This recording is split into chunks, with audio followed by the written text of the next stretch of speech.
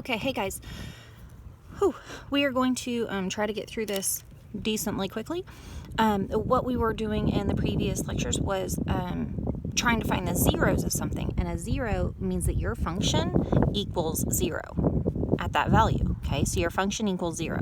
So what we need to do is we need to say, here's our function, let's set it equal to 0 and solve for x. Okay, I'm not going to write that right here because that's kind of inappropriate.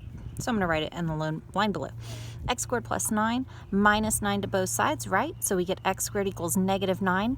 Now, prior to 3.1, we'd said, we can't do anything.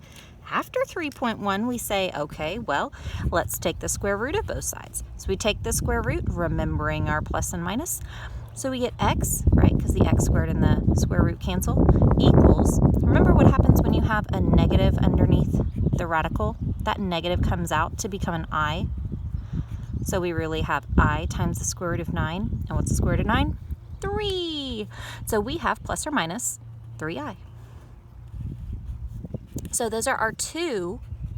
So we have two roots, and they are complex. We have two complex roots, or zeros, whatever you want to say. I usually go back to the word roots because that's what I was taught. But we have two complex roots.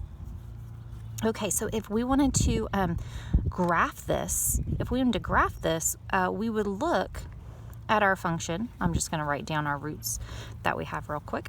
Okay, if we want to graph this, I look at this function and go, I think about transformations. And when I see this function and I think of transformations, I'm going to change colors real quick. I have y equals x squared plus 9. So I have my parabola, and then I have this plus 9. And the plus 9 is not inside of the square, it's outside of the square. So it's next to the y. So it's a plus 9. So that's a plus as a shift, and since it's not by the x, it's not inside the square, it's outside. So it's going to be a shift up by 9. So we have a parabola that is shifted up by 9 units. Okay, so what I'm going to do is I'm going to go ahead and, it's kind of long, so I'm going to actually just count by 3s going up. 3, 6, 9. There we go. So my vertex of the parabola, so remember your parabola was maybe like this, right? There's your original parabola, y equals x squared. Well, now it's plus 9, so now it's shifted up by 9 units, 3, 6, 9. So now your vertex is at 9. So now your parabola looks like this. So your vertex is a minimum. So if I just wanted to write some things down about the vertex, since we just finished that, our vertex is over 0 up 9. Our range is y is greater than or equal to 9, right? Because it starts at 9 and goes all the way up to positive infinity. And the way that you would write that in interval notation would be you start at 9 and you go all the way up to positive infinity. Now, that's Nolan. He tagged Kevin and said, you're a bad guy. And now he's running away. I don't think Nolan knew that I was recording. Okay. Yeah, you may hear screaming in the background. They're fine. Okay, so there we go. There's how you would graph it. Now, let's notice, why are we graphing it? Why are we graphing it? Well, we're graphing it to notice the x-intercepts. What are the x-intercepts here? What are x-intercepts? We have none, right? We have no x-intercepts. Why? Because your vertex is way the heck up here and it opens up, right? So we have no x-intercepts. And then now we can go back, and what I want to do is I want to look at, hold on guys. Nolan, take the water hose back to the other side first of all. Second of all, second, hey, I'm doing school right now, Nolan. Hey, Nolan, I'm doing school. I'm watching. You need to behave. I'm watching. See how dry I've been this whole time? Yeah. And Kevin is sitting here watching. Okay. So I still have not found out how to pause this thing. So my videos are going from like a 5-minute video to like a 10-minute video because Kids, yay. Oh, It's okay, Kevin, you're okay. this is dirty one. Oh, yeah, make sure he doesn't turn the water on. So we have no intercepts. So the whole thing about how many intercepts we have and what type of roots and zeros we have, that all had to do with that very last question of what is b squared minus 4ac. So we want to do that calculation. I want to change colors real quick, and I want to come up here and I want to write down ax squared plus bx plus c, and I'm going to write down what our function is. It's x squared plus 9. So we can ask, what is our a? Our a is 1. What is our b? 0, because we don't have an x term. And what is our c? Our c is 9. So I'm going to come down here and I'm going to write a is 1, b equals 0, c equals 9. What are you doing, little baby? Okay. So b squared minus 4ac.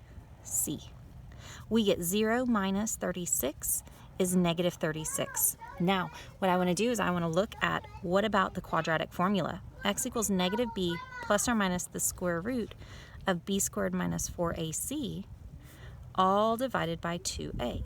So if I was going to actually evaluate this, negative b, well, my b is 0. So I have 0 plus or minus, I just calculated b squared minus 4ac to be negative 36. So I have plus or minus the square root of negative 36, all divided by 2 times 1. So I have the square root of negative 36. Well, I know the square root of negative 36 is square root of 36, which is 6.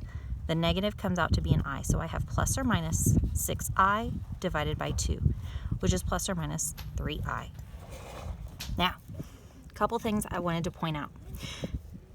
That plus or minus means that no matter what your b, a, and c are, you always have something plus or minus an I, right? Where does that I come from? It comes from that square root.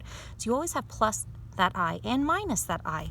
And what do we know about a plus bi and a minus bi? Whenever you have a plus and then a minus, the plus and then the minus, those are conjugates.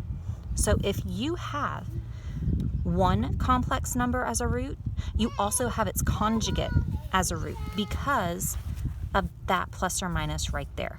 This plus or minus from our, let me grab my, there we go. This plus or minus from the formula is the same as that plus or minus. The positive is the positive and the negative is the minus in our complex conjugates. Shh, boys. Don't bit on me. You did spit because you spit on me too. You need to go. No, y'all need to go play. Go play over there. Okay? Okay, you can watch, but no one needs to go away. Okay, so anytime you have a root of one complex number, you're always going to have its complex conjugate as another root because of that plus or minus in your quadratic formula. So your complex conjugates always occur in pairs for roots. I'm going to write that down. Complex conjugates. I'm gonna wait till he does it. Hey, Bella. So complex conjugates always occur in pairs as zeros or roots of functions. Now, if I was prior to kids, one, I probably wouldn't have had this many interruptions, but two, I would have re-recorded all of this. I'm not going to re-record all of this because it's going to have interruptions. I am sorry about that, but that is life right about now. So this is part C of that whole little ordeal that I was originally had planned out. This was our h of x is x squared plus 9. And what I wanted to do is look at that b squared minus 4ac And the b squared minus 4ac for each of them, let me grab the other ones. So these are the other papers. So part A had x squared minus 9. That had, let me scoot that to the down. We had a positive for the square root. So that means in our quadratic formula, we had plus the square root of 36 minus the square root of 36. So we had both a plus and a minus some number. So we ended up with 2 real zeros. Okay, so we ended up with 2 real zeros with a positive number. Then we saw in part B, we saw that our square root of, we saw that our discriminant b squared minus 4ac was 0.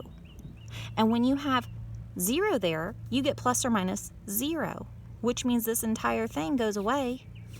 And you end up with just negative b over 2a, one solution. So if you have a positive discriminant, you end up with 2 real solutions or 2 real zeros. If you end up with a b squared minus 4ac discriminant of 0, that means you're adding and subtracting nothing. So you end up with just one number, negative b over 2a, one solution. And then lastly, what we have here in part C, b squared minus 4ac, our discriminant was a negative number.